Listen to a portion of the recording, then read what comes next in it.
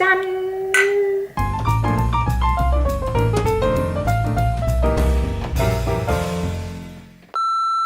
สวัสดีค่ะพวกเรา Happy Musicians นะคะก็ขอต้อนรับสู่ช่วงฟิกาฮาหลังจากมาแล้วเนี่ย4 ปี 5 ปีแหละมี regret ไหมมีตามตรงก็มีเอาจริงๆความรู้สึกตอนแรกที่มาถึงอะก่อนแบบแพ็คของมารู้สึกว่าไม่อยากมาแล้วอะเอาจริงๆนะรู้สึกว่าแบบแม่งไม่น่าเลยวะคือก็ตื่นเต้นว่าจะได้มาเรียนแบบจะได้พัฒนาตัวเองคือมาแล้วก็ไม่รู้ว่าจะเจออะไรบ้างอะไรเงี้ยถ้าเป็นเราอะเรา regret อย่างแรกเลยคือเราอะน่าจะมาเรียน bachelor ที่นี่ ใช่ เพราะว่าพอเราจบป.ตรีที่นู่นแล้วใช่ไหมมันจะมีความรู้สึกว่าแบบไม่พอประเด็นคือแบบเรามาอยู่นี่นะใช่ไหมทุกคนอะมันเก่งแบบวู้ไปนู่นแล้วอะเราอายุมันแบบน้อยๆกันทางนั้นเลยอะแล้วมันก็คือเขายังมีแรงอะเพราะว่าเขาแบบอายุแบบ18-19ทุกคนกำลังแบบคือถ้าเป็นเราสมัยนั้นเราก็คงมีแรงที่จะแบบไปอะแต่เนี่ยมันแบบอะไรวะเนี่ยแม่งคืออาจารย์ก็เปรียบเทียบแล้วมันก็ยากทำอะไรไม่ได้ก็รู้สึกดีนะเพราะเพื่อนทุกคนแบบน่ารักอะแล้วทุกคนแบบเฟรนลี่อะไม่ถือตัวแต่มันก็มีแบบบางอย่างที่แบบมันทำให้เราอยากกลับบ้านโอ้แต่ยิมว่าทุกคนก็รู้สึกแบบนี้ถ้ามีโอกาสมาเรียนอะไรเงี้ยมันก็จะรู้สึกแบบนี้ทุกคนตอนเรามาคนเดียวเพราะเรามาก่อนใช่ปะแล้วเราก็อยู่บ้านเป็นแชร์เฮาส์อยู่กับคนดัตช์อีก3 คนซึ่งเรียนอย่างอื่นหมดเลยจริงๆอ่ะเขาก็เป็นคนเฟรนลี่มากเว้ยแบบดีอะไรเงี้ยแต่เข้าใจไหมแบบเหมือนเป็นแบบชานีไทยอ่ะแล้วก็มาอยู่มันก็จะมีหลายอย่างที่เราแบบรู้สึกว่าเรา uncomfortable เพราะว่าเรื่องการรักษาความสะอาดเรื่องที่บ้านเรื่องอะไรเงี้ยที่บ้านแบบมีคนไม่ล้างจานอ่ะจนกองล้นออกมาจากซิงค์แบบเป็นอาทิตย์แบบจนมาแรงขึ้นอ่ะรู้สึกว่าไม่โอเคเราก็เลยแบบย้ายบ้านแล้วตอนนั้นโชคดีที่มีเพื่อนอินโด2 คนเดซี่กับเดียเขาอยู่บ้านเดียวกันแล้วเขาก็บอกว่าเฮ้ยเดี๋ยวเขาคุยกับเจ้าของบ้านให้เราแบบย้ายไปอะไรเงี้ยซึ่งเราก็ได้ไปอยู่บ้านนั้นแล้วพอยิ้มมาก็มีคนออกพอดีโชคดีมากเพราะเดซี่ออกเพราะว่าย้ายบ้านได้บ้านที่เคยจองเอาไว้เราก็เลยไม่ต้องลำบากหาบ้านเพราะที่นี่หาบ้านยากมากแบบมากเรื่องที่โชคดีมากสำหรับเราอ่ะมันเป็นความรู้สึกแบบ love and hate อ่ะมันพอมาถึงอ่ะแล้วมันเหมือนเป็นสิ่งใหม่ทุกอย่างใหม่หมดเลยแต่ว่ามันก็มีสิ่งที่เรารู้สึกว่าเราไม่ชอบว่ะแล้วก็เราก็แบบอันนั้นก็เยอะจริงๆแล้วอะถ้าอยู่จริงๆอะคือมองภายนอกมันดูดีเว้ยเหมือนแบบทุกอย่างแบบดีอะแต่จริงๆแล้วข้างในอะมันก็ไม่ได้ดีขนาดนั้นหรอกทุกอย่างทุกอาชีพ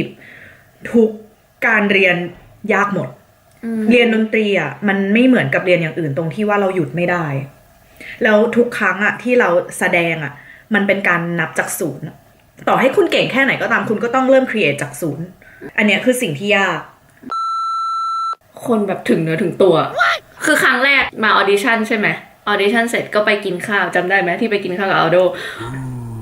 พอกินเสร็จเขาจะกลับอ่ะคือเป็นอาจารย์อ่ะเราก็ไม่เคยที่จะแบบจุบแก้มอ่ะกับอาจารย์อ่ะมันแบบอาจารย์ผู้ชายด้วยเอากวยมันแบบฮะเขาก็เหมือนรับว่าเป็นแบบนักเรียนเขาแล้วอะไรเงี้ยแต่คือแบบรู้สึกแบบไม่โอเคอะตกใจสำหรับเราอ่ะคือคนที่เนี้ยพูดจา straight forward มากคือพูดแบบจริงเหมือนโดนตบอะ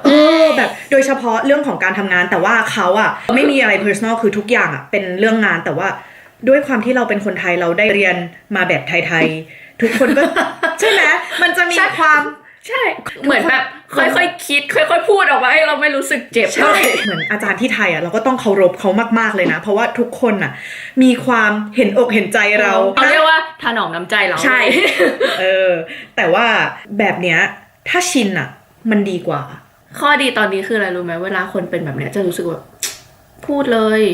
มีอะไรก็พูดเลยเราไม่เป็นอะไรเว้ยพูดตรงๆเราไม่เสียใจหรอกอีกอย่างหนึ่งอะที่เป็น culture shock สำหรับเราทุกอย่างสูง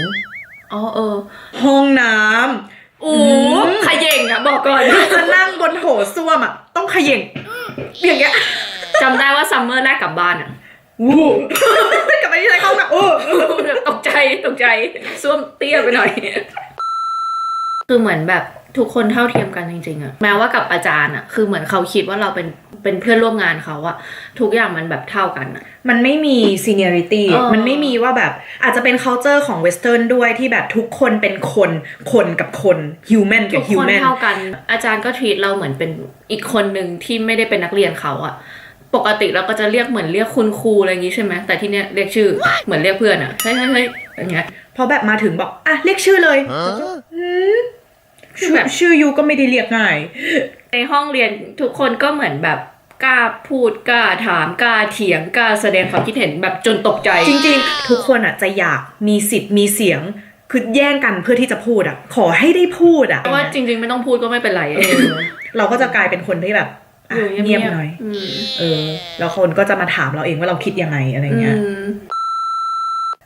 จบเรื่องหนักๆแล้ว กินกาแฟต่อดีกว่า เราจะมารีวิวสโตรบวัฟเฟิล อันนี้อร่อย อร่อยมา แต่ ก แข็งมากเลยเจ็บไปดอน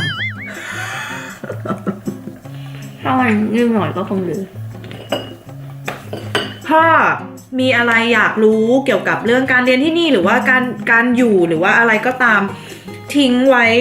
ในคอมเมนต์ข้างล่างนะคะ เดี๋ยวฟิกเกอร์ไทม์ครั้งหน้าจะมาใหม่